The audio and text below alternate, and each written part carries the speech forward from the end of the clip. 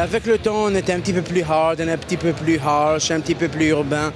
Et là, on avait vraiment envie de retourner à cette sorte de désir, à cette sorte d'émotion. Et plus que ça, c'était aussi une histoire d'introduire une fois de plus l'élégance. Mais on n'utilise pas ce mot élégant pour un garçon jeune. Ça va être toujours plutôt sexy, ou cool, ou hip.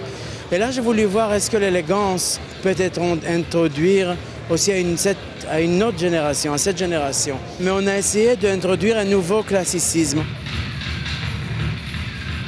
Quand on pense au classicisme, c'est toujours, on pense à la tradition un peu ennuyeuse. Et quand on pense à la modernité, c'est quelque chose de froid, de dur. Ce qu'on a essayé de faire, c'est de les mélanger, de faire une espèce d'hybride entre des classiques et des modernes. Donc on a les mocassins, en croco, hyper classique. De l'autre côté, on a les boots, des hiking boots, qui sont très lourdes, très modernes, très dures. Mais on veut faire en sorte en fait, que ça cohabite ensemble. Donc sur toutes les pièces tailleurs, on a des découpes qui viennent de l'univers du sportswear, très ronds, très détaillés. On a les aimants sur des pièces tailleurs.